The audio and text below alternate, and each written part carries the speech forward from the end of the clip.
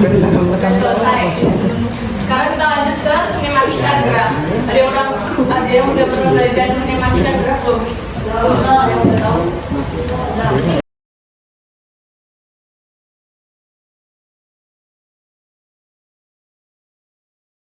Kalau di kajian gerak itu ada dua, ada yang namanya dinamika sama kinematika.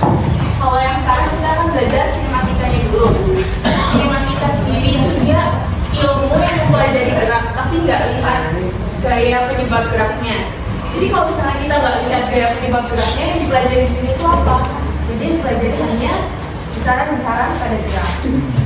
Kalau gerak sendiri apa? Pengertian gerak. Bergerak.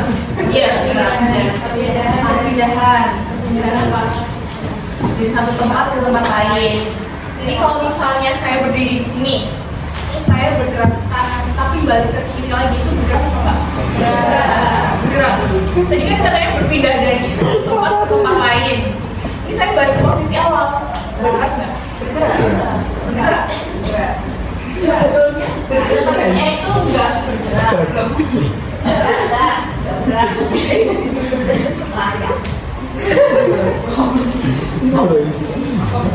perubahan posisi benda terhadap titik acuan. Dari titik acuan awal saya di sini, saya bergerak, tapi kembali ke titik awal itu nggak bergerak. Beda kalau titik acuan akhirnya di sini, karena dia kan kembali ke titik awal. Jadi perubahan posisi benda terhadap titik acuannya. Nah, jenis benda itu ada tiga, gerak lurus, jenis gerak ada tiga, gerak lurus, gerak melingkar, sama gerak parabola. Contoh gerak lurus. Cahaya. Gerak lurus. Bagi kalian lari, kalian naik motor ke jalan, itu kan gerak lurus. Kalau gerak melingkar, jarum jam, itu dia bergerak melingkar. Parabola. Parabola yang ada basket itu bukan parabola. Sekarang ini ada contohnya. Kata nggak? Ini ada sumbu ini, ada sumbu ini. Terus di sini saya punya benda Di sini ada titik acuannya, posisi awal. Terus di sini ada benda. Benda di posisi ini titik awal atau posisi awal x0. Bendanya bergerak ke posisi x. Posisi itu dia kedudukan suatu benda terhadap titik acuannya. Ini kan bendanya berpindah. Tadinya di posisi awal ke posisi x. Itu ada yang namanya perpindahan. Jadi perpindahan apa? Jadi dia bergerak di posisi awal ke posisi x. Jadi kesimpulannya perpindahan itu perpindahan posisi. Perpindahan itu dia perpindahan posisi dari titik awal ke titik akhir, atau dilambangkan delta x. Rumusnya itu bisa dicari dari x atau posisi akhir dikurangi posisi awal. Nah, di titik awal dan titik akhir dia punya apa? Dia ada yang namanya jarak. Jarak atau dia disimbolkan S. Jadi pengertian jarak apa? Jarak itu panjang lintasan ya yang ditempuh oleh suatu benda. Jadi tadi kan dia bergerak dari titik awal ke titik akhir. Berarti jaraknya dihitungnya dari titik awal ke akhir. Contohnya di sini ada orang, dia bergerak ke timur 20 meter. Terus dia balik lagi ke barat 5 meter. Perpindahannya berapa? 15 itu dari titik awal ke titik akhir. Berarti ini kan perpindahannya. Jadi 20 kurangi 5. Kalau jaraknya, jadi kan jarak panjang lintasan dari itu. Dia orangnya kan menempuh panjang lintasnya berapa? 25 barat. 25 dari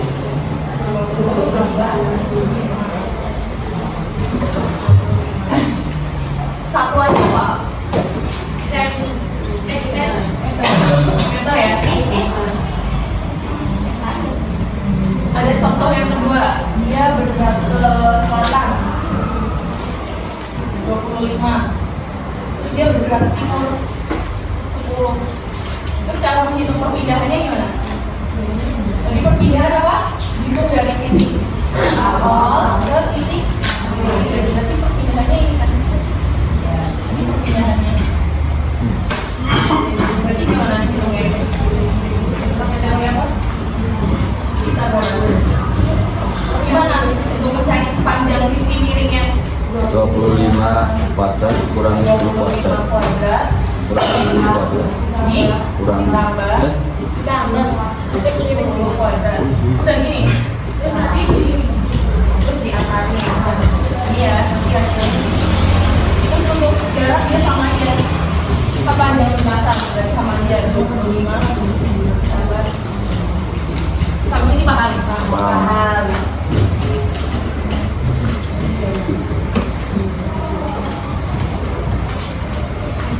Dari posisi dari titik awal ke titik akhir. Di sini ada besaran vektor karena dia punya nilai dan arah. Jadi perpindahan dia bergerak ke timur, bergerak ke barat. Kalau jarak dia besaran skala karena dia cuma punya nilai, jarak kan nggak punya arah. Terus selanjutnya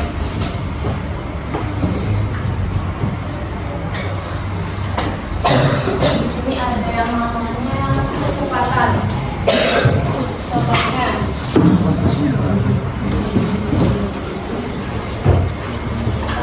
di sini ada benda, dia di posisi awal atau X0, dia berpindah ke posisi akhir. Dan dia ada juga besarannya namanya waktu. Waktu itu apa? Itu waktu. Waktu itu lama berlangsungnya suatu kejadian atau interval 22 kejadian. Misalnya dia tidak bergerak tadinya di posisi awal dalam waktu awal T 0 detik, dia bergerak pindah ke posisi X dalam T detik 0. Dia berpindah dalam waktu. Berarti kesimpulannya kecepatan adalah kecepatan besar perpindahan dalam rentang waktu tertentu. Kecepatan itu dirumuskan sama dengan sama dengan X per T. Kenapa di sini ada garis di atas? Karena dia bisaran vektor. Kalau bisaran vektor berarti dia ada tanda panah di atas. X ini perpindahan tadi satuannya meter.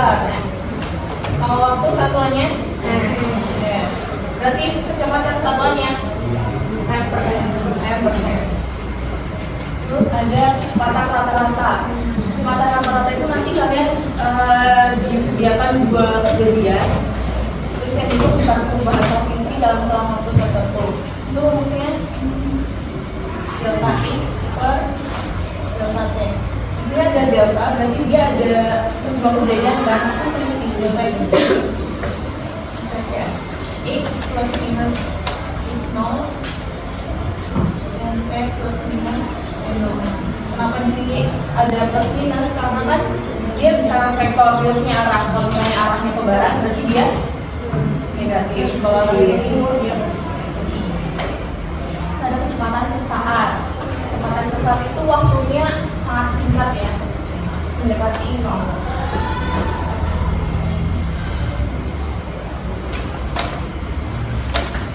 Terus selanjutnya ada kelajuan. Jadi kalau kecepatan dia dihitung dari perpindahan, kalau kelajuan itu dihitung ini harusnya dihitung dari jarak sampai dengan S per T.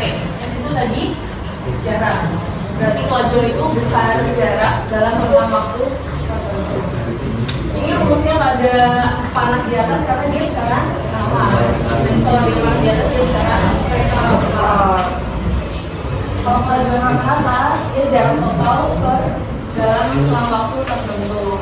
Ini masih sama ya, ini ada sigma delta S per delta T. Berarti ini nanti S plus minus S0 per T plus minus T. Terus ada juga kelanjutan saat yang bicara besar kecepatan saat tertentu. Paham nggak di sini?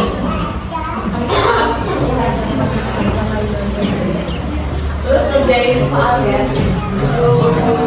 Nah, jadi di sini ada 3 soal. Sebenarnya ada 5 soal. Cuma nanti kalian kerjainnya nomor 2, 3, sama 5.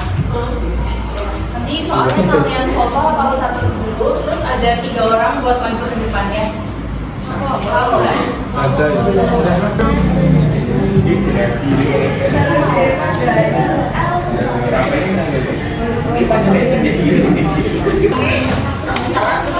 Udah selesai ngerjain belum? Sudah. Yang mau maju siapa? Yang soal tadi. Ayo. Nomor berapa? Nomor 2. Nomor 3. Satu lagi nomor 5. Boleh. Ayo maju.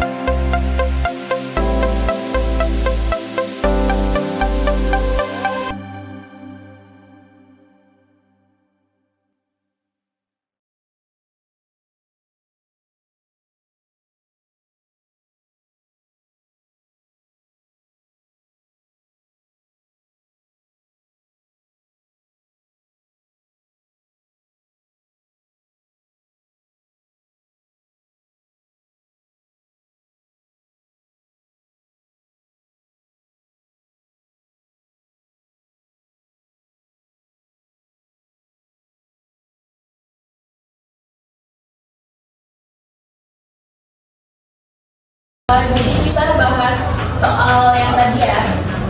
Yang nomor 2 jawabannya udah sama semua. Sudah. Paham.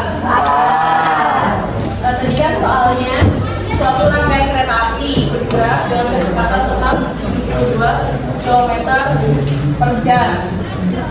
Yang diketahui kan ada kecepatan awal 72 km per jam. Oke, satuannya masih kilometer per jam. Sedangkan satuan kecepatan sentimeter per detik. Jadi diubah dulu. Lalu kilometer ubah ke meter 1000. Terus jam ke second 3600. Jadi ketemu 20 meter per second. Jadi di sini kecepatannya 20. Terus ketika melewati jembatan, terus waktu yang dibutuhkan untuk melintasi jembatan itu 18 second. Benar. Terus jika panjang jembatan atau jembatan itu 120, yang ditanyainya panjang deretan kereta api. Jadi benar, kalian cari dulu kecepatannya itu. Kalian tahu cari dulu jarak tolaknya kan pakai rumus kecepatan tadi. P sama dengan S per T. Berarti kalau nyari jarak berarti kecepatan kali waktu. Benar, saya tidak 90. Ini panjang jembatan yang diketahui panjang kereta apinya.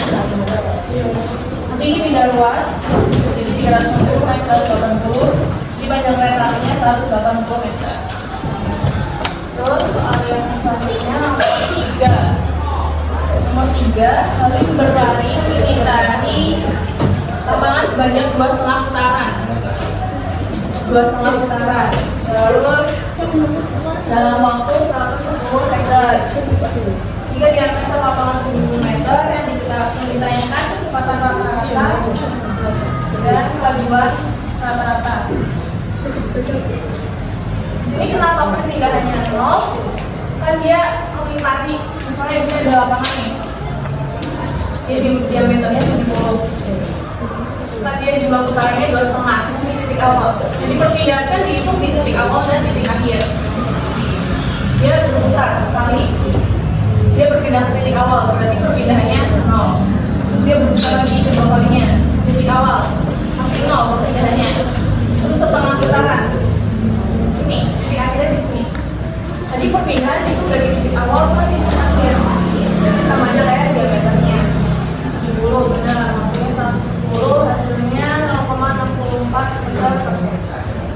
Terus kalau kelajuan, total jaraknya dihitung keliling lapangannya. Dari lapangannya kan pi kali diameter. Pi-nya kalian bisa pakai 2,27 atau 3,14 derajat. Terus kenapa ini 2,5? Karena kan dia melaju atau berputar 2,5, 2,5 kali putaran. Berarti kelilingnya tadi dikalikan 2,5, hasilnya ini. Untuk mencari kelajuan jarak per waktu. Hasilnya ini dibagi jadi 5,0 meter per second. Terus selanjutnya yang terakhir ya, seorang pelari menempuh satu putaran sepanjang 200 meter. Ini jaraknya 200 meter. Terus dalam waktu 25 second. Yang ditanyakan kecepatan rata-rata dan kelajuan. Nah di sini kenapa perpindahannya 0? Tadi kayak ini, ini ada lapangan titik awal. Dia berputar sekali aja. Berarti perpindahan ke titik awal. Berarti perpindahannya 0. Terus waktunya 25. Berarti kecepatannya 0. Terus kelajuan rata-ratanya dihitung dari jarak 200, waktunya 25, 8. Udah paham semua ya sampai sini? Paham.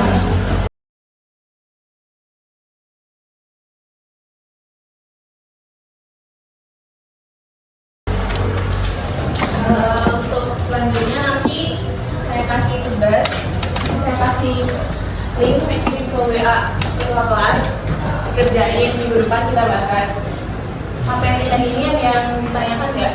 Belum. Paham semuanya? Paham. Untuk pertemuan kali ini saya cukupkan sekian. Kalau misalnya ada yang mau ditanyakan, bisa ditanyakan sekarang. Kalau tidak, saya tutup. Assalamualaikum warahmatullahi wabarakatuh.